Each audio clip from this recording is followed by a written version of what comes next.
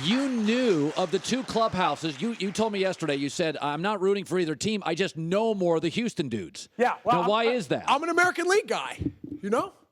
There's an American League team. Yeah. Just in general, man. Well, I mean, by the way, you guys got me on that one. You got me, man. I'm not going to lie. I was having a great time.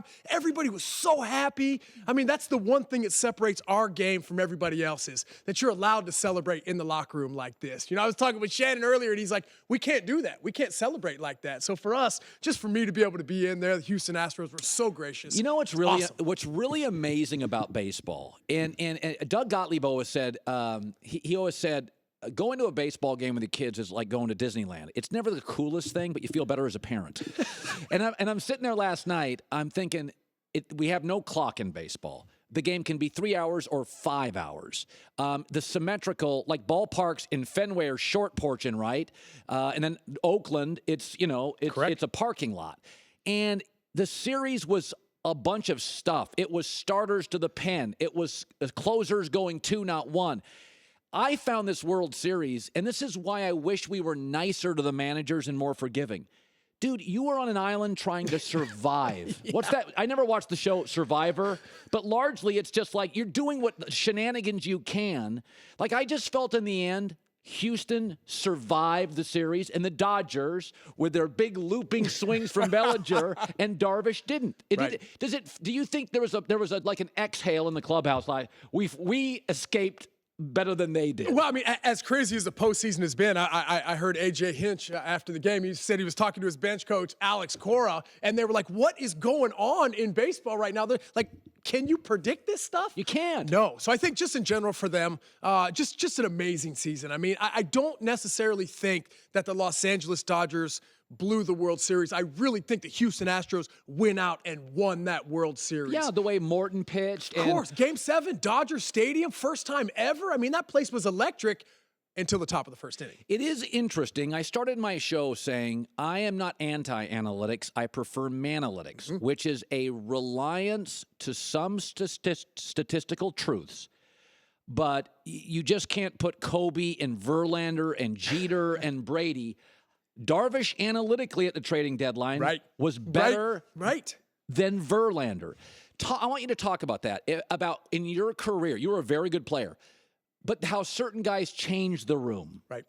Well, certain guys walk into the room. I mean, obviously with Justin Verlander going over with, as the story says, 1 minute left to go before the trade deadline, to go to Houston, especially right after all the horrific things with the hurricane and everything, that's a big deal to leave Detroit where you've been your entire career to go on a whim that you got a chance to pitch for a championship. With a bunch of young kids. You know what? With a bad history. That's what I'm saying. I mean, how many 100-win-loss seasons did they have back in the day? And now all of a sudden he says, you know what? This is exactly where I want to be. I want to go pitch for a championship. And that's exactly what he got the opportunity to do.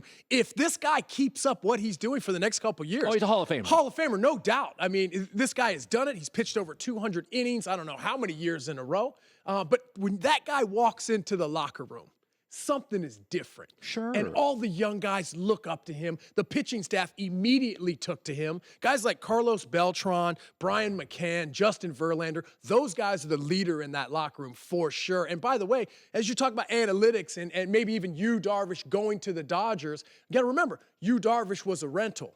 So he is a free agent at the end of this season. Yeah, they'll move off him. Correct. But Justin Verlander and Houston Astros are set up to continue this dominance, to continue this in the future, at least for the next couple years while they have everybody under contract. You know, the series was also fascinating because Jock Peterson was in the doghouse, demoted, came back.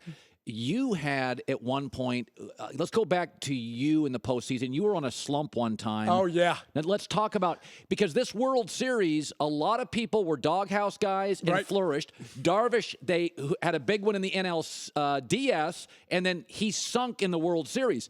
So even in a playoff run, you've got the Yankees had, you played your way in, the NLDS, the ALCS, the World Series. Go back to your career. Did you ever have a lousy series followed by a great series? I think every series in the postseason was lousy for me. But I can only comment on just a personal experience I had. I was benched in Game 2 of the 2009 World Series. Joe Girardi, my manager, came to me the next game and said, hey, we need you back in the lineup. We have faith in you. And that's exactly what A.J. Hinch did to George Springer. Remember when he was struggling through the ALCS? By the way, when your manager or your boss comes over to you, gives you a pat on the back and says, hey, we believe in you, that's exactly the reason why the Houston Astros won the World Series, by keeping George Springer in that leadoff spot, giving him that confidence, and him absolutely taking home the MVP trophy. Yeah, when you were in that locker room last night in Houston, we can show some of this stuff in the background.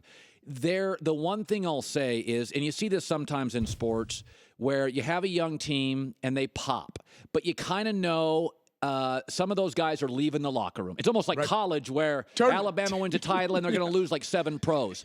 Is there a sense in Houston of real urgency that these guys won't be together in 2 years because they're all young stars making nothing right now? Well, they still have them under contract, and we've spoke about this. Now, in that locker room, it's a different story. I went up to Alex Bregman, bro. I mean, this kid's swag, his confidence, his game, I loved it. I wanted to make sure I told him that. And he said, hey, this team is for real. This team is going to be around for a minute. So that's the atmosphere in the locker room. That's what those guys are thinking. They're already thinking about coming back here and getting back to the World Series as of next year. So I think for the Houston Astros, to the top front office, the brass, general manager, they have done such a good job mixing young, talented players with a good core group of veteran guys, and that's how you win.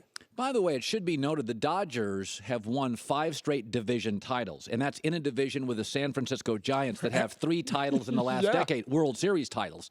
So the Dodgers lost in Game 7. Clearly, Darvish last night put him in a hole. The crowd it just wasn't the same atmosphere. Took the air right out. What's the future of the Dodgers? Who's here, who's not? Darvish obviously is leaving. Yeah, totally. I think the Dodgers are set up for another run as well. I feel like when you have young stars, guys like Cody Bellinger, Urias is going to be healthier next year. I mean, like, they're going to have guys that are going to be back in that locker room that are going to be contributing at an extremely high level. Clayton Kershaw is going to be back in the Cy Young race again. So I think for them, this is a very disappointing loss, and this is going to sting for a bit. But once you start those off-season workouts and the managers and coaches start getting back together, hey, Dave Roberts knows what he's doing, Like, I feel like as bad of a loss as this is for them right now, next year, this team will be ready. By the way, the Yankees have a ton of young talent. So do the Cubs. So do the Dodgers. So does big market Houston.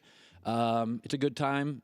D.C. Oh, it kind of seems like every team in the playoffs has a chance of returning for the next couple years. And then to baseball, this is an important thing. These are massive baseball hubs. Big LA, D.C. New York.